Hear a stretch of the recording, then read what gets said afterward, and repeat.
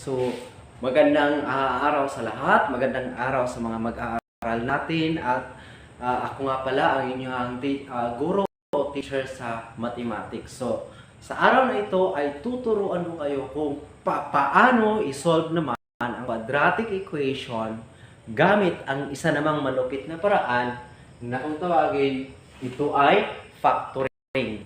Okay, so factoring. Noong nakaraan ay pinag-aralan natin kung paano i-solve ang quadratic equation gamit ang extracting the square roots. So ngayon, karon na pod atong i-solve na pod ang quadratic equation gamitan nato o factoring method. So mao na ato ang lesson karon. Okay, so aduna tay mga procedure nga dapat buhaton o sundon pag mag-solve ta og quadratic equation. So lima ni sila ka procedure. So una, kung mag-solve ka og quadratic equation, una tan-awon nimo daan ang equation or quadratic equation kung na-arrange ba siya or wala. So kung wala, i-arrange nimo siya into standard form. So ikaduha, pag ma-arrange na nimo into standard form, ang ikaduha po nimong buhaton na procedure is imong i-factor ang quadratic expression. So imo siyang i-factor. So imo siyang ibungkagon ba anaon i-factor nimo. Ikatulo, imo siyang kung imo nang nabungkag, imo siyang i-equate to 0. So pag ma-equate na nato into 0, dito na mapasok ang ikaapat nga procedure. So ang ikaapat nga procedure mao na ang i-solve na ang value sa x or anon nga value. Ang ikalima, ma-solve na nato ang value sa x, ato siya i-substitute para ma-check nato kung tama ba ang value sa atong x. So, para masabtan na ninyong taman, let's have an example.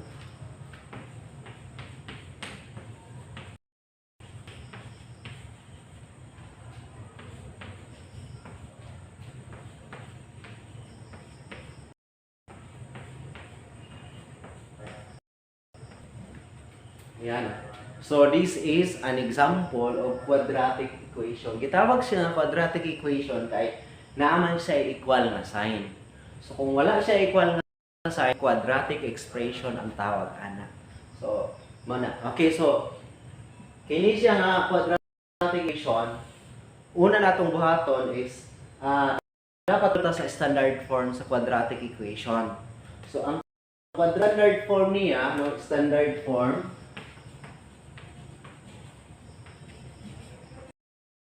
niya is ax squared plus bx plus c is equals to 0.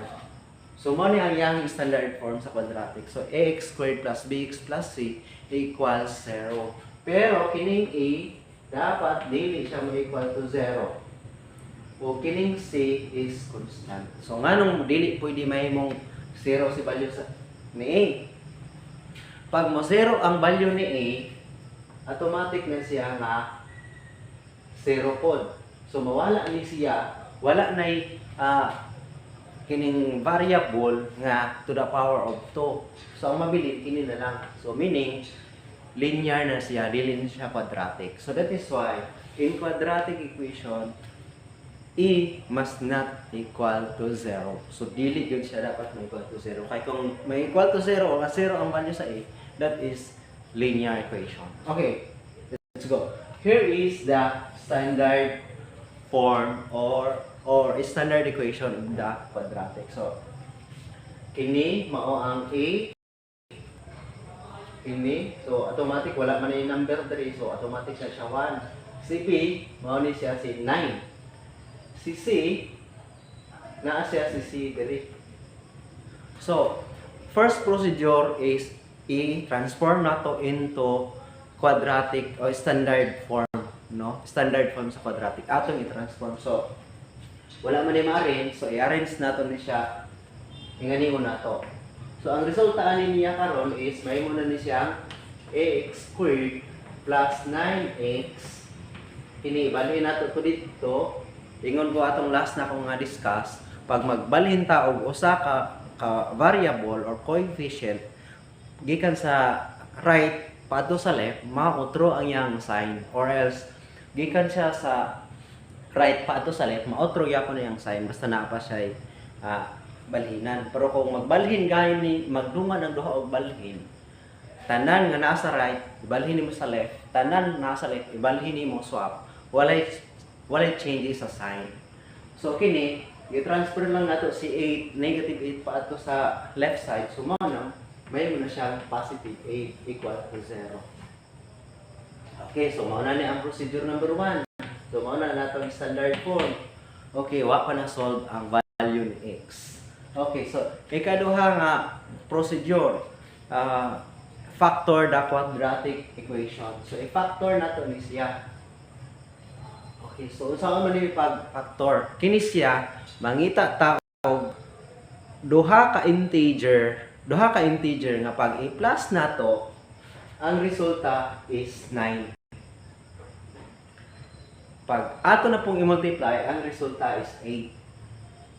So mangita ta og duha ka integer nga duha ka number nga pag i-plus gani nato, take note ha, this is the sum and this is the product. So, pag i-plus nato, ang resulta dapat anang number is 9. Tapos pag i-multiply po nato na siya nga number, kanang duha ka number, ang resulta is 8. So, i-try nato si x plus puro man ni positive. So, pwede 8 o 1. Kaya pag times nato ang 8 times 1, ang resulta is 8. Pero ang 8 i-plus nato sa 1, so 9. So, pwede 8.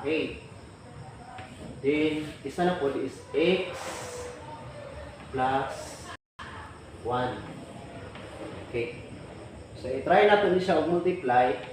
X times x is x squared. X times 1 is x. Tapos, 8 times x is 8x, yan na naman tayo isa ka x daan ganina, so muna yung 9x, kanya, i-times nato yung 8 plus times 1, that is 8, equals to 0. So muna ni ang procedure number 2. So una, transform to the quadratic o standard form kaduha, factor nato ang sa quadratic equation or quadratic expression. Ang ikatulo, we will equate that factor into 0. So, saan man? So, number 3 nga procedure. So, kini siya o kini na to siya x plus 8 equals to 0. So, kini diretso na to dire. Tapos ikaduha na pod kini si x, no? Si x plus 1 equals to 0. So, muna ni ang ika-third nga procedure. Sa ika-apat nga procedure, isolve na gid po nato si value sa x. So, pag-determine nato sa value ni x, nato ibalhin lang nato ni 8 diri sa right side, tabok nato equal side. Take note nga naimon siyang positive ni siya, pag abot na siya sa right side, may siyang negative 8. So, muna ang take note nga ang quadratic na siya exponent nga to, meaning to say duha ka buok ang iyang solution. So mao na ni ang first solution. Ikaduha, x ato na gyapon ibalhin si 1 into right side, may mo po siya negative 1. Mao ni siya ang ikaduha nato nga solution. So mao una i-transform sa standard form. Ikaduha, i-factor nato, ang ikatulo equate nato to 0. Ug ang ika-apat, mo na din mga procedure, i-solve na nato si value next. So sa ikalima nga procedure, ingon siya pag dili nato o dili ta sure nga ang iyang value nga atong na-compute o result kung tama ba siya, so i-try nato to substitute by i-check nato by substitution. So unsay pasabot? Si values, ang value ni x nga atong nakuha, ipuli nato kay sa x aron ma-check nato kung tama ba. Kay kung tama atong answer, mo coincide siya sa original equation. So original equation is kini. Ax squared plus 9x plus 8 equals to 0. So, let's check. So, example say x at equals negative 8. Okay, so ato lang yung pulihan no, si x, kining x, pulihan na to negative 8 to the power of 2. Tapos 9 plus 9, tapos kining x gyapon pulihan na to negative 8 na gyapon times niya. Tapos so 64. So kini siya 9 times 8, that is 72.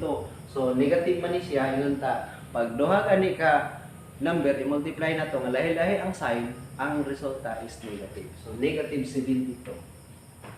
Yan. Is it plus 8? Is it equal to 0? So pila man ni siya? 64 less 72. So that is 8. Okay. So negative 8 kay negative man ni. So plus 8 is it equal to 0. So pareha sila og sign, ay dili sila pareha og sign, negative ang isa ka 8, ang isa positive. Pag ato na siya may plus, ang resulta is 0. So kini siya is 0 is equal to 0. So, check. So meaning ang unang value nato sa x ani nga equation is correct, which is negative 8. Okay, so ikaduha kining negative 1 kung tama ba. Ato ni reason. Okay, direta. At x is equals to negative 1, then ang atong equation is x squared plus 9x plus 8 is equals to 0. Pag value na po na to, kining x na po, pulihan na to ni negative 1. So, negative 1 plus 9, kining x, pulihan na po na to negative 1 plus 8, kung mapareha ba na siya 0. So, kini siya negative times, negative 1 times negative 1, that is positive 1. Okay, negative 1, harap. No? Negative 1 ay maglibutan. Okay, so, kini si x, pulihan na ito negative 1, si x, pulihan na ito negative 1. So, x, 1, negative 1 times negative 1, mali siya ang value 1. Okay, so, kini siya, ingon ko, pag naisa ka, sa pag-multiply na to, pag naisa nga negative yun ang answer. So, 9 times negative 1, so negative 9 ang answer. Plus 8, so ito na. So, kini siya, i-plus na to ni, that is negative 8. Okay. Negative 9 plus 1, that is negative 8. Pa-reduce na siya. Okay, so plus 8. Okay, so, negative 8, negative 8 plus 8, that is 0. Then, 0. So, therefore, ang atong answer nga tama is, ang value sa x na to is negative 8 and negative 1. So, mao na ang atong answer. So, negative, so meaning to say, kini ra yung duha ang pwede maka equal to 0 ani nga equation. So meaning to say, ang atong answer is tama. So okay, so let's proceed another example.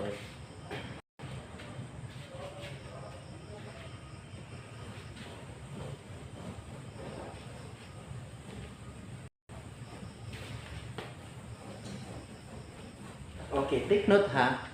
Ingon ang first procedure, nagingon ang first procedure nato sa pag-compute sa quadratic equation. I-transform nato into standard form if it is necessary. Kaya nga naman, naaman tayo mga quadratic equation nga naa na siya sa standard form. So, you don't need to change that or to transform that. Kaya naa naman siya sa tamang standard form. So, kung dili ganit siya tamang standard form, mo na tayo ng atong i-change. So, example number 2. Example number 2. Unsaon man natin siya pag-solve. So, let me see. 4x squared plus 2x equals to 0. So, parehaan yung form. So, we don't need to change this or to transform this standard form. Right? Naka-standard form naman siya. So, we will not, it is not necessary to change. So, diretso sa yung number 2 nga, i-factor na to. So, yung nga case, makita na to nga naa siya divisible of 2. So, kini siya divisible of 2x, divisible of 2x. So, ang buhaton na to, pagawas lang ang divisible, which is, ano na to siya, 2x plus, ano open parenthesis, kini siya, that is 2x plus 1 equals 0. So, nga naman, pag ato na yung i-distribute, 2x times 2x, that is 4x. Tapos 2x times 1, that is 2x. So, ingan na lang yapon. Okay, so, let's proceed to. Na-factor naman na to. So, let's proceed to i-equate na to into 0 both of them. So, si 2x equals 0 o si 2x plus 1 equals 0. So, automatic na ingon siya rin mag-divide to both side by 2 para mawala ang 2, cancel. So, 0. So, ito, muna ang atong first solution. So, kini siya is, padayon natin siya, equate to 0 is 2x, tapos, kini si negative, si 1, i-transform natin into right side, mayroon na siyang negative, tapos, para mawala ang 2, we will divide both side by 2.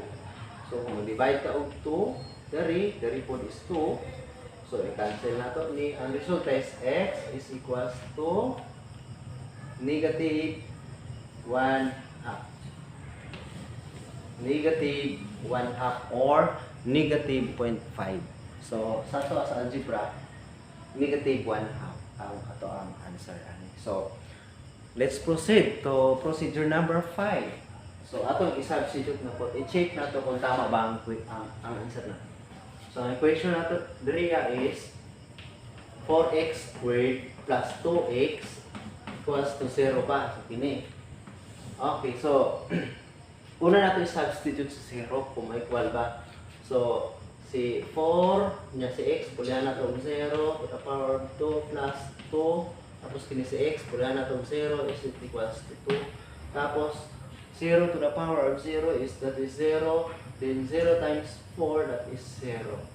Plus 2 times 0 that is 0 is equal to 0. And 0 is equal to 0. So therefore, our first answer is correct. Okay. Next, itry na po natin kung negative 1 half kung satisfied ba siya sa atong original equation.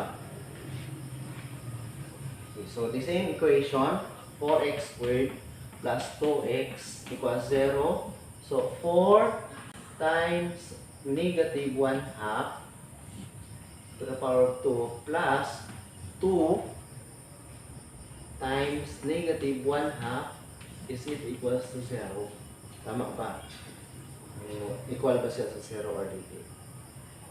Okay, so hindi ko maglibog pa.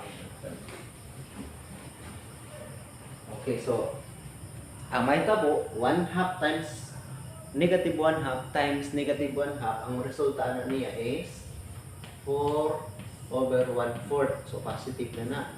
Plus, kini siya, that is negative, times natin siya, that is negative 2. 2/2 or negative is it equals to 0. So, 4 times 1/4. So, i-multiply natin siya dito. May siyang 4/4 plus negative 2/2 is it equals to 0. So, dili pa lang na pag-simplify na to ani 4 divide 0 ay 4 divide 4 that is 1. Tapos, mag-plus ka og negative 2 divide by 2 that is negative 1. Negative 1. So, 0. So, negative 1 dito. Minus 1 is equals to 0 and 0 is equals to 0. 1 minus 1, 0 man. So, mana ang value. Therefore, ang atong correct nga answer is negative, 0 and negative 1 half. So, the value of x here is 0 and negative 1 half. So, mana ato ang solution. Aning equation. So, ana lang ang ato discuss sa inyo ha karon. Timanan nato no, pag mag-solve ta og quadratic equation gamit ang factoring method is una i-arrange nato ang quadratic equation into standard form or i-transform nato into standard form. Ikaduha, i-factor nato ang quadratic equation or expression. Ikatulo, we will equate that factor into 0. Ang ikaupat, i-solve na nato siya o solve na nato ang value sa x or sa atong na factor nga na-equate to 0. Ang ikalima, para satisfy ta o sure ta nga tama gyud atong answer, i-substitute nato ang value sa x nga atong na-solve into original equation. Then i-simplify nato. Kung mo equal gani siya sa original equation, 100% ang atong answer is correct. So, that's all for this time. Akong itudlo sa inyo kining pag-solve gyapon og quadratic equation pero ang gamit nato completing the square na. So una nato previous nato nga video na solve nato ang quadratic using extracting the square roots. So kini karon solving quadratic equation gamit ang factoring method. So ikatulo, quadratic equation using the completing the square. So mao na atong sunod nga klase. So, I hope nga daghan mo nakatunan o naamoy nakatunan sa ato ang video karong takna. So, kung nagustuhan niyo, pwede nimo i-share, pwede ka mag-subscribe, i-share nimo sa imong mga classmate o uban pa nga naglibog with regards sa topic or pwede ka mo comment directly ato ang ani nga lesson para makita nato ang inyong mga pangutana. So, night everyone.